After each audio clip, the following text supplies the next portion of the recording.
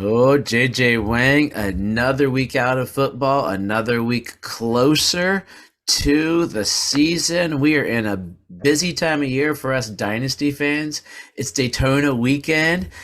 Great time for Man. NASCAR. When was the last time you watched NASCAR? It's been about 3 years. I mean, there for a while I was heavy into that. I was playing fantasy NASCAR and I was watching it every week. I was heavy into NASCAR there for a while. Then Tony Stewart kind of disappeared. And I We just kind ran of over a lost. dude. That was slowed his career down there. Well, whatever. You can say what you want. It happens. Stuff like that happens. That's what happens when Sketchy. you It was get really when sketchy. you get out on a track and you're trying to run in front of cars Mhm. that are going 100 mile an hour. No, but yeah. So that's probably been about the last time that I watched NASCAR, though. Yeah, I was a big Carl Edwards guy. Well, at first it was Mark Martin because thought it Like, was funny to root for the Viagra guy, yeah. and I went to that was my bachelor party. Was going to see them. Then I loved Carl Edwards. He's our age actually. The backflip, and he was just fun to watch. And then he retired, and I lost a little interest. And I'm like, you know what? I like this young Bubba Wallace kid, and he's sponsored by Michael Jordan. He last year I just found I was like I'm gonna start watching him some more now that I got this dual TVs up. I can have a NASCAR race up, something to watch on Sunday afternoons. He was sponsored by Dr Pepper, which basically 90% of my blood is Dr Pepper. So that's a match made in heaven. Michael Jordan, Bubba Wallace, and Dr Pepper. Happy as a Yeah, pig in mud. yeah. But yeah, Match made in heaven. You're right. I know, and he's figuring it out too. Like when you're young, you're not going to win a lot unless you're like a savant. So he seems to be doing better. I kept up with it on paper. I haven't watched much, but I might watch some this year because Sunday afternoons are a good time to relax and there's no football. No football. So let's Oh go into yes, what there we're is. There's XFL and the USFL. XFL actually. starting this weekend. They're Starts this playing. weekend. We're recording on Saturday, and they're playing right now. I Yeah, actually put an XFL DFS in because yeah. DraftKings was giving me some. If you do DFS like 6 days in a row, they gave you a good promo. I'm like, I'm gonna try this. Let's see what happens. And I took the DC guys to see what happened. I'll update you next week how it goes because USFL, you saw the commercials. That starts what April? That was Yeah. terrible last year. I couldn't even watch it. I want to turn on some XFL, but today just got away. So let's get to what we're really talking about. The important stuff. We are not, if you are listening to, I heard someone say, I was listening to the footballers and they were like, if you're listening to us right now, you're a hardcore fan. You are a fantasy football person. Those are the salt of the earth people. Fantasy football year round. You find us in March. We will talk fantasy football with you, even though we are 7 months away from a game. We love it. We're in it. It's dynasty season. If you're a redraft guy, you just are listening to it for white noise. If you are a dynasty guy, stuff is happening. I'm in a league. There's been so many trades. I've been talking trades. I've got those early picks. People are after them. I've been offered anything from George Pickens to who did I miss out on? Pacheco and a couple other guys, and I just can't pull the trigger. So we'll talk about that in the section later on. But the big news, which right after, almost literally after we recorded last week, it was reported that Derek Carr wasn't going to be traded, that he was going to be cut because he had the no trade clause, which apparently they're going to regret doing. You know, hey, you have a no trade clause, but get us something, and we don't want you. Get us something so we don't have to pay you. I think it was smart on his part. So now that he's there, do you have any thoughts or ideas where you think, or what would be the best place for Derek Carr, or where you think he might land? I mean, ideally, you probably want to go to the Jets, right? If their foundation, their core is probably the best. Good young wide receivers, nice young running game, defense is solid. Um, but other than that, I mean, that's probably the best place to go. I would maybe I don't want really wouldn't want to go to Houston at this point. I mean, of course, they're probably going to They're draft. building, They're yeah, going too to much they're going building. to draft a quarterback, but I think the Jets at this point is probably best destination. I hope he doesn't go there because I don't want the Jets to stay bad. But yeah, it's true. They got the young receivers. I think Elijah Moore could bounce back this year. They with Garrett Wilson there, the young running back coming back, and the defense is really really good. Man, that AFC East could be what we thought the NFC West was going to be. AFC West was going to be this year with some of those young quarterbacks and teams and cores. Another thing that I didn't put on the docket that I just thought of as you were saying it, Alvin Kamara indicted for beating the snot out of a dude. Early predictions. How many games does he get next year? Ah, the way the NFL goes, probably like two. Two. I figured it four. Four seems to be like the number unless you have a masseuse weird thing going on. Four. I'll go with four. We'll see how it pans out. But that'll be interesting to see how that comes up. A joke was made on, I think, were you on the thread, on our fantasy thread, where somebody said, hey, apparently the DA has Kamara on his fantasy team, so he waited till now to push the indictment through. Eric Bieniemy to the Commanders. That's interesting. seems like a lateral move to a terribler team. Does he want to prove how good he is? I mean, maybe it's probably that, but there's probably he's probably in the back of his head thinking, look, if the Redskins aren't or the Commanders are no good this year, and my offense is decent, maybe Rivera gets fired, and then I'm in line for a head coaching job. Because right now he stays in Kansas City. He's There's going to be years before he becomes a head coach. So let's go to a team while your name's hot that's still up in the air. Rivera's if he has another bad season, they can't continue bringing him back. And then if the offense looks anything resemblance of a decent offense, he'll get promoted to head coach. Yeah, that's yeah, sounds great to me. So the Philadelphia Eagles got sleeved this week. Sirianni, we're going to find out how good he is because he lost all of his coordinators. His defensive coordinator Gannon, who created the defense with the most sacks in a season, is in Arizona, and Steichen, the offensive coordinator who helped make Jalen Hurts a very very rich man pretty soon, is in Indianapolis. There's three teams involved here: the Eagles, the Cardinals, and the Colts. Which team do you think at this point is doing better? Is going to be in a better is the least screwed of the three? Is that the Well, best way to say it? Well, I think the Eagles are probably the least screwed. I mean, they'll just bring in two more guys and replace. If I'm not saying the offensive decor weren't important. I mean, they were, but I feel like they're easily. I don't want to say easily replaceable, but I mean, I feel you can replace them pretty easily with people maybe already on the staff. They can do pretty much the same thing. That already knows the team. And the other two, who knows? We don't know what these coaches are going to be like. I mean, the Eagles' offense was good, but they had Jalen Hurts. Obviously the Colts don't have Jalen Hurts. Anybody? That's Who's gonna the make a Colts big quarterback? difference. And in Arizona and Philadelphia, they had a good defense. In Arizona, they don't have a good defense and they don't have a quarterback. So good luck to the Gannon. Yeah, yeah. Oh, I'd rather be at Indy than Arizona. who would you rather have, Kyler Murray or Dak Prescott? I know you Oh don't like either God. of them. Probably Dak Prescott because he plays more games. Yeah, I mean Apparently, Kyler won't play till October, yeah, November yeah. I next mean, year. So I wasn't a fan of Kyler anyway. Not a fan of Dak either, but I think Dak at this point, I would probably rather I have. think that should be an argument we have. I like both of those guys. I think they would be guys I would hitch my wagon on. So, well, let's move on. In a league with many strong men, there are champions, there are winners, there are powerhouses, there are men who will carry your team. But only a few, only a select, can be our top guys. Okay, JJ Wang, we've spent the last two episodes giving 10 guys on our top guys list.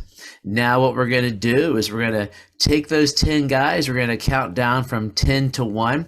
This week, I'll give 3 guys that I think are on the cusp of coming into my top 10 list. And then next week, maybe you'll add 3 guys to add to your top 10 list. That's your homework.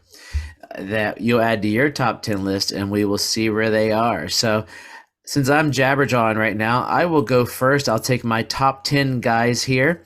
And let me start. Number 10 is going to be the guy that I'm most concerned about. I just traded for, but that would be Kenny Gainwell.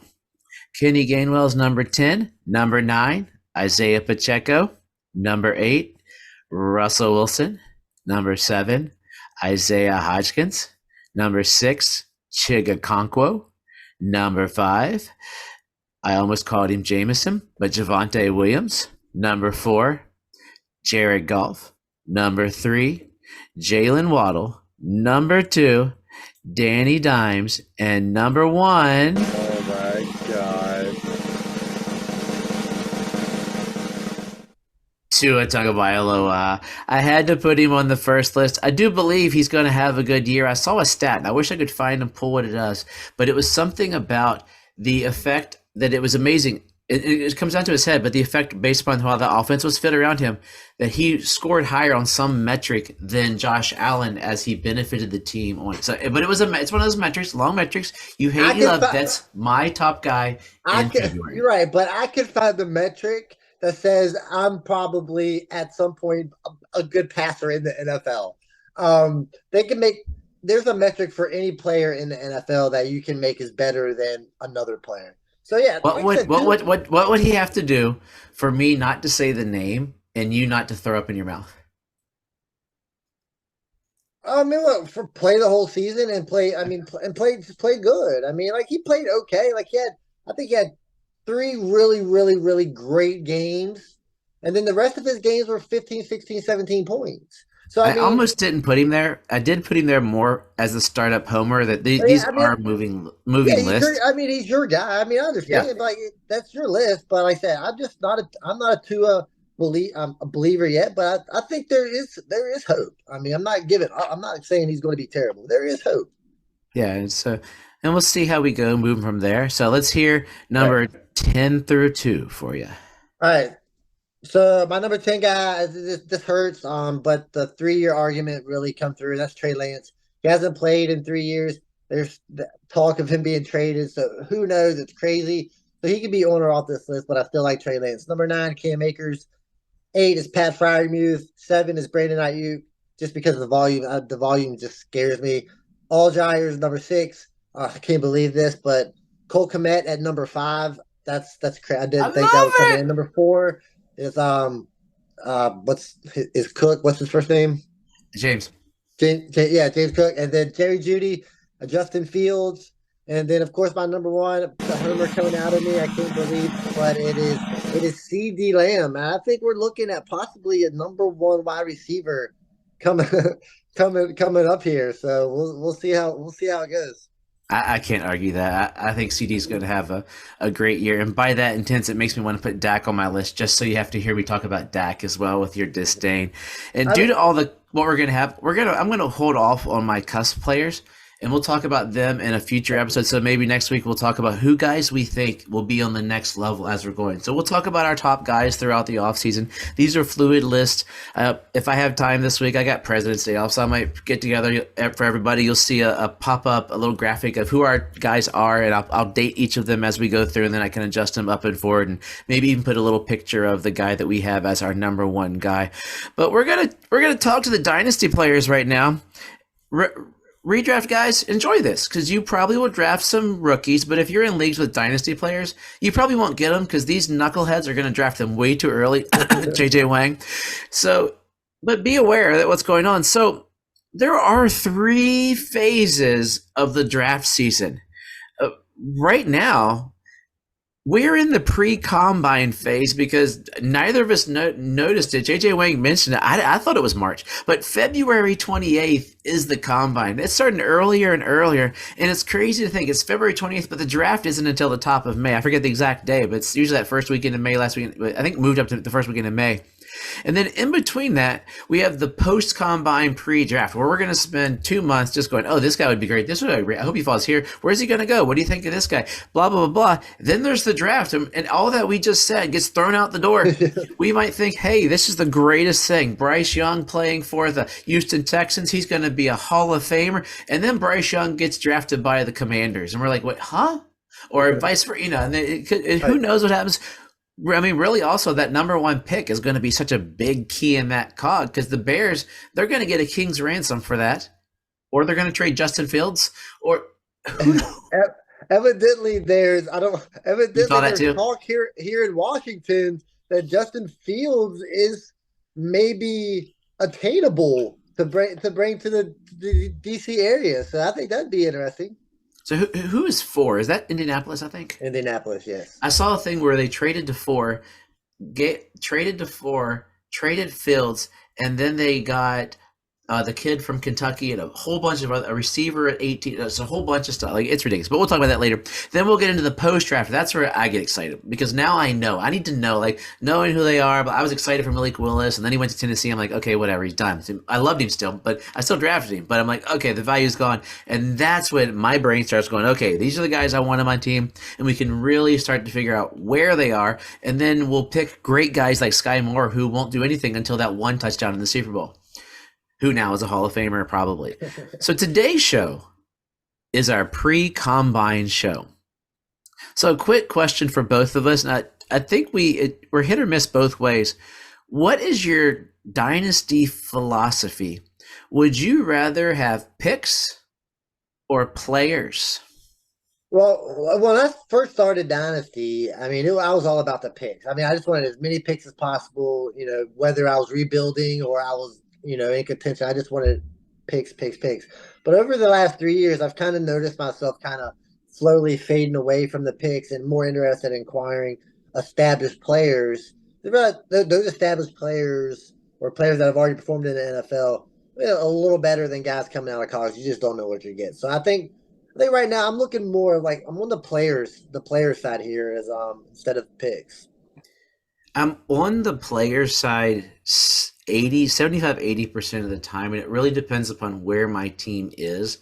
I have one team that I drafted last year that just was not there. So I just traded away my few little assets, and I have all those high picks I'll talk about multiple times in the offseason.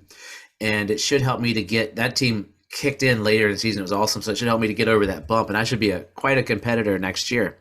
I have another team that's really good now that I had all the picks, the Jamar Chase here. So I racked up on players that year. I forget what it was, all in that top 10, and that team is now competing like I'll get up once if Javonte Williams comes back, because I had Javonte Williams, I had Chase, I had just a whole stack of those players that year, so I think it's really team dependent. My other teams were like 8-8 or championship caliber, and those you're giving away picks to get that extra player. Like that team where I had all those picks that one year, I gave away all my picks this year so I could have Travis Kelce and I could have Christian McCaffrey. So I think it's team dependent for me. 75% of the time, probably it is the players, because you know what they can do. You're going for every Adrian Peterson you draft, you're going to get who's that cruddy Patriots receiver. Exactly. We could go. He was supposed to be the number one pick. He was the N'Keal Harry. N'Keal Harry. You get a N'Keal Harry, who was supposed to be the best thing since string cheese, and he was going number one in rookie draft. So it's risky as all get up. So I have 4 picks in the top 6 of a draft. I'm scared. I traded to get him. I mean, I think the number 1 pick, I'm pretty sure, and the number 2, I'm going to pick the wrong quarterback. But you got to figure out where you're going and what you can do. But I think the warning that we've both been guilty of is giving up too much for that pick.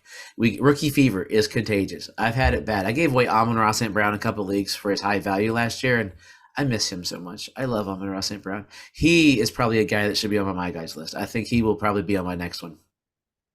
But so really quickly, we're going to go through first guys that are first round guys. We have 4 or 5 quarterbacks, 5 running backs, and 5 receivers. So we're talking guys that could be first round dynasty draft picks, correct? Yes. So JJ Wang is our college football expert on this podcast. He is very confident in that. DJ Dove knows who Bijan is, and Bryce Young and CJ Stroud. After that, we're getting messy. So JJ Wang, where do you want to start? Guide us through this and get us where you want to go. So before I start, I will say that the 2023 class that everybody was clamoring about last year, that's going to be the greatest thing since sliced bread, not really true. But then again, I feel like this happens every year. 2020 was the greatest. Well, 2021 is going to be the greatest. And 2022, well, I don't know about 2022. That was never going to be the greatest because it lacked quarterbacks. But yeah, this year it was supposed to be great. I mean, it's just like any other draft. I mean, we'll see what happens. Now, of course, everybody's saying 2024 is going to be, a great year. That's just how it goes. But I'm thinking 2025 because that's when I got picks again. Yeah, some of these guys are going to hit. Some of them ain't. It just depends on who they go to. But we'll start with quarterbacks first, because I think that's the most interesting. Obviously, being dynasty, and that's where all the value is most of the time. But so, of course, the top 2, you've got Bryce Young out of Alabama and then CJ Stroud. These guys are going to be back and forth. Who's going to be 1? Who's going to be 2? Right now, I think Bryce Young is probably the favorite to be the first guy off the board. But the problem with Bryce Young, get this, 6 foot, 195 pounds. 195 pounds might be heavy. Now, if you go back into the history of the NFL and try to find fantasy relevant quarterbacks that were 6 foot and under 200 pounds, good luck, my friend. So is he an outlier? Maybe, but he's also a really, really small dude. And you know who don't work well in the NFL? Really, really small dudes. But good passer. We'll see how it goes. He can scramble. What do you think about Bryce Young? I think you had a lot of the things there. I'm thinking as I'm looking at that pick I have, I'm hoping Stroud lands somewhere because I like his size Oh, he's better. going to land somewhere. Oh no, no, yeah, somewhere in a situation that I like better than Bryce Young, or equivalent that whoever trades up. So it's whoever goes to Houston, I like, but I don't love. Yep. All right. Whoever lands the other way. So yes, I think the size is scary. So speaking of CJ Stroud, we got CJ Stroud, big guy, right? 6'4", 220. Got the size that you want, the big arm. But what is CJ Stroud? CJ Stroud is an Ohio State quarterback that's not a runner, right? What made Justin Fields so special was his running. Now, last year, everybody said Justin Fields was great, or not last year, but the year before coming out, he was a great passer. He's a great passer, great passer. That's all you heard about Justin Fields, right? But Justin Fields can run. That translates. CJ Stroud is your typical Ohio State running or quarterback. Put up huge numbers because, of course, he's got the best talent in the game. He's got the best receivers in the game. A la Alabama from the previous years. So CJ Stroud, yeah, he's accurate. Throws to open receivers. Not a lot of rushing ability, but Ohio State quarterbacks in the NFL have not fared well. Is that fair to him? Absolutely not. He might be successful, but he definitely comes with his baggage, and he is not a no-brainer top quarterback prospect. Yeah, Cardale Jones is who I'm thinking. Cardale Jones, all of them. Who I'm really thinking of. Right, but Bryce Young's an Alabama quarterback. Yeah, same thing. I mean, right now the best quarterback in the league got kicked out of Alabama. So he's an Oklahoma quarterback. Yeah, so I mean, you can say the same thing about both these guys. I mean, both of these guys are nowhere near locks to be legit NFL quarterbacks. And the guy I like the best, you're going to hit last. The guy I've been seeing stuff pop up that's got me so curious. You're going to hit last. So we'll get there. So I'll put these next two guys together as well because these guys are going to be flip-flopping the whole time as well. I mean, it's back and forth. But I'll start with Will Levis out of Kentucky. He's probably the most polarizing. He's a big dude, 6'3", 230. He had a really, really good 2021 year. I mean, that's where he came. That's where he popped out. He had a good year.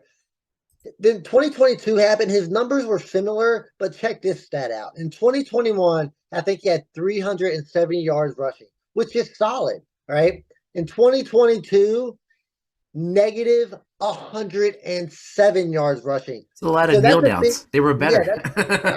But the team definitely was not better. Of course, he plays for Kentucky, kind of like Daniel Jones playing for Duke. I mean, you're taking a big risk on this guy. He's definitely a project, probably a help, setting the first year, right? Mm-hmm. So then we move down to Anthony Richardson. This guy is probably the high ceiling guy out of all of them. If he hits, watch out because he can run. He's 6'4", 230, got a big arm. He's athletic. I mean, we're talking like Justin Fields type stuff. Not as good as Justin Fields, but like that style. And he's definitely going to go probably top. All these guys are probably going to go top 10. But Anthony Richards, the biggest project out of all of them, but definitely probably the highest ceiling. He wears number 15 for Florida, so you know he's going to be a great player. Yeah, we'll see. I mean, it's sketchy. He had some really, really, really bad games, but like I said, you just never know. Yeah, in the new NFL, I like everything I've read. Probably quarterbacks of all these people we're talking about today, other than the top two running backs, are the guys I've seen the most about. I've heard the same. I've seen a lot of the same red flags, like the question of the consistency for him. Is he going to be an NFL-style quarterback? Will he survive? He's a runner. So in the new wave NFL, I mean, Justin Fields this year made a career out. Like everybody sees him as the best things to string bread since sliced bread. But the thing with Anthony Richardson, Justin Fields coming out of college, Justin Fields is a great passer. Justin Fields is a great passer. Nobody's saying that about Anthony Richardson at all. Nobody's saying Anthony Richardson is a good passer because he's not a good passer. He's got a long ways to go. But I mean, if he can corral it and it goes to the right team and they're able to, work on that, absolutely. But it's going to be a long road. He's a poor man's Lamar, is what as far as with the runs. Yeah, Lamar's a Heisman Trophy winner, but he was younger. But the last couple of years weren't spectacular, and he was never known as a gunslinger. And So it could be somewhere along that lines, but he'll be drafted before Lamar was. I mean, Lamar was drafted late. Oh yeah. I mean, like I said, No? all four of these guys will be top 10. I'm so like this next guy. I want to play this one more time. Hold on. I'm not going. I don't want to bring up the last quarterback. Oh, can we just say his No, name? no. We'll bring him up next week Okay. because he's not going to first round. No, he's not going first round, but he might not he's the even go. guy It's probably gonna be like a third or fourth round quarterback. We'll see. We'll see where it goes. He's not, but so he won't be like top Tennessee. 12 in fantasy So we'll draft. talk about him later. Tennessee. So We'll talk about it later. We'll wait on him. His name's Hendon Hooker. I mean, that's his name.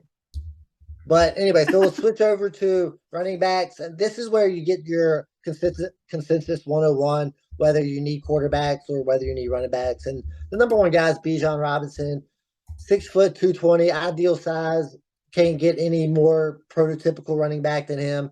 He's probably the best and true 3-down running back in this draft. You can catch the ball. He's fast. You can pretty much do it all. Probably going to go top 20, which really doesn't happen for running backs. And I'm going to have a Bijan Robinson on one of my teams. None other, but just one. Unless I put him in our auction draft. Yeah, I'm definitely going to get him. I'll definitely get him in one. But like I said, most leagues he'll be the 101, no argument whatsoever. The second guy, Jahmyr Gibbs out of Alabama. His numbers weren't great, but he is productive. I mean, he's probably the best. The best all-around back, more like the Alvin Kamara style type running back. It's 5'11", 200. Alvin Kamara was a little heavier, but being like the Austin Eckler type, the guy that can receive and run the ball. But he a solid season. I think consensus number 2 running back. I think he's still a solid 3-down back in the NFL. You got anything? Yeah. No, I say you're hitting on everything that I've heard. Bijan, I'm super excited to get a Bijan because I never watched. I don't watch a lot of college football just because of time and kids and stuff. But everything I've read, heard, and seen about him, like the comps are Adrian Peterson. Yeah. And I was a huge Adrian Peterson fan. That's how I marked when I started Dynasty, was his rookie year. He was my second pick in that draft of my startup, and I loved seeing him play. And he was just – it's amazing watching that guy play. So if this is the second coming of Adrian Peterson, I am so excited. And I'm glad I'll be able to have one because my other teams, I got no picks. So to have him and Jahmyr, I've heard because he's not going to be your 3-down back. So he's that guy you got to hope that he falls into a spot where they have the thunder that they only use within the 20s, and then he gets the 3rd down. He gets the, I think he can be more of a 3-down back than most people think. I think he can. I hope so because I'm probably gonna draft him too. yeah. I mean, if I have an opportunity to get him, so the next guy after that is kind of where everybody kind of variances a little bit. Yeah. So this is pretty much my favorite guy. He could have came out last year, but he decided to come back, and that's Zach Charbonnet out of UCLA. This is another big dude, 6'1", 220, prototypical size. I mean, he has the pedigree. I mean, he played well at UCLA, over 1,000 yards. He had the touchdowns. I think this is the last true 3-down running back in the draft. So the top 3 guys are 3-down running backs, and then everybody else after that has questions. This guy can catch the ball too. I mean, if you go back and watch some of the tape, I mean, I think he's probably just as good as Jahmyr Gibbs, but he plays out west. And we own the East games are at 10:30. We don't want to see them. Yeah, and it's UCLA, and it's the Pac-12, not the SEC. So I mean that makes a big difference. But watch out for Zach Charbonnet. I think he's going to be something special. And then the next guy, this is where it starts all over the place. I mean, somebody's number 4 might be somebody else's number 9, but my number 4 is going to be Tank Bigsby. He's been on the radar for about 3 years. Not as productive as I thought he was going to be. Never reached the 1,000-yard mark, but it's always been 5 yards a carry. So I mean, the productions or the tape is there. Just the production just wasn't there with Auburn not being very good. But he can catch the ball, but he's more of like just out of the back, swing pass type. But I think he's more of a 1st and 2nd down back, if anything. Yeah, I think it's funny the guy that has the name Tank weighs less than the 2 other bruiser backs. Yeah, he was 6 foot 213. Not a big difference, but I mean it's solid. I mean 7 pounds. I mean, but that's 7 pounds of muscle he could put on throughout the thing. So Yeah, so You know the next guy runs. Do you got his 40 time for the next guy? so we're gonna skip this guy too and bring him up next The week. two guys I'm excited I know. for. I'm sorry. I'm hurting your feelings. I know. I got them written down. I got them both written I down. know. I looked up the guys as you had But them. And but at least next week they'll be the top of the list guys. I mean, they'll be the oh, number one guys next week. We man, can spend that a little guy's more time. fast. Yeah, we can spend a little more time talking to him. And by the way, his name's Devin Aiken. If you want to go watch the tape. All right, so switching over to wide receivers. This wide receiver class not nearly as good as last year's. Of course, last year's we wasn't sure was going to be that great until they got into the NFL. But the first one got a kind of an interesting story here. That's Jackson Smith and Jigba. Have you heard of this guy? Yeah, yeah. All right. He's So polar. he's Like people love him or don't like him. So I've yeah, noticed. so he's 6 foot, 200 pounds.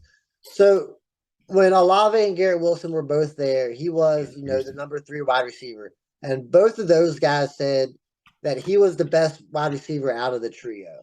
So he had a huge year, 1,600 yards, 15, 16, 17 touchdowns, something crazy. Then last year, he had only played 3 games, injury riddled all year. But I still think his tape from the previous year was good enough to maintain his top wide receiver one. But it's very, very on the fence. These numbers: 95 receptions, 1,606 yards with Olave and Garrett Wilson. Yeah, it was crazy. Yeah, it's just. Hey, if anybody wants, I found this site I sent to you, NFLDraftBuzz.com. It's a cool website as you're going in. If anybody's doing their research, I'm using it as you gave me the guys. It gives like rankings from different places and has like little like profiles on everybody. All right, so there you go. That helps. Our new sponsor, NFLDraftBuzz.com. Come find us. Yeah, come find us. All right, the second guy was a transfer. So he played with Kenny Pickett at Pitt. That's Jordan Addison. Had a monster year with Kenny Pickett. I think it was 1,700 yards, like 15, 16, 17 touchdowns. Just a killer year. Looked great. Kenny Pickett leaves. He decides to go out to USC, where they have a new coach. Came from Oklahoma. I can't remember his name. And of course, that coach brought along Caleb Williams, the quarterback from Oklahoma, who will probably be the number 1 quarterback next year coming out. So, like I said, Jordan Addison. So, not as good of a year. He only had like 54 catches, like 900 some yards, 800 yards. Nothing really crazy. Kind of a bit of a disappointment. But again, I think his Pitt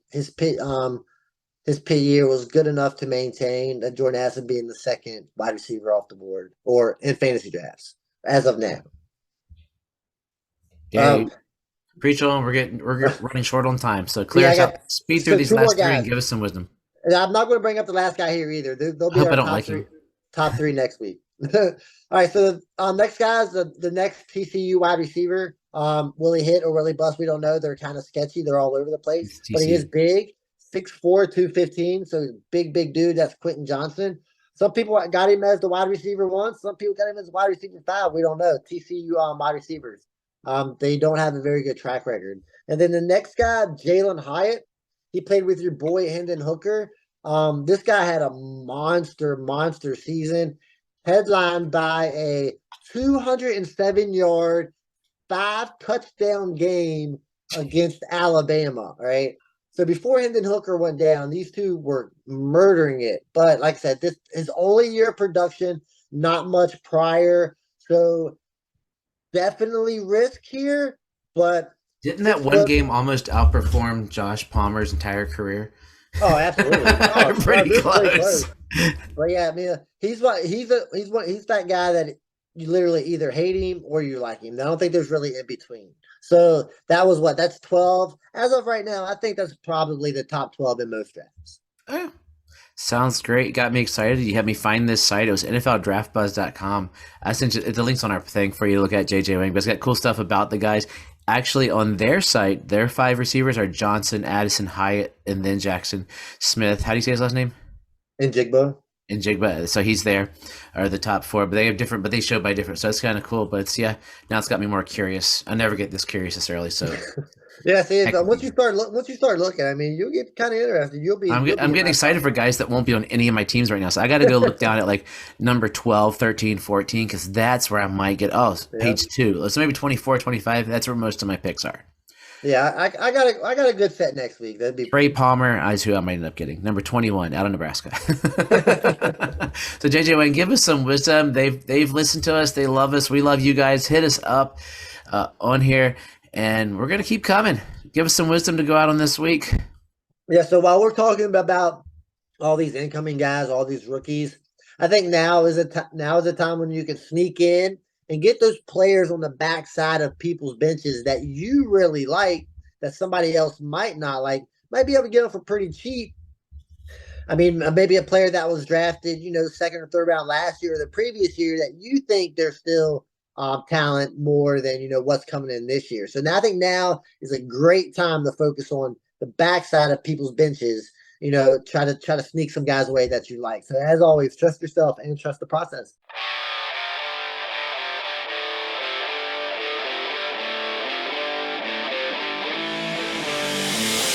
What is happening, fellow fantasy GMs? I am JJ Wang. He is the bearded one, DJ Dub. And with our powers combined, we are the Fantasy Courier.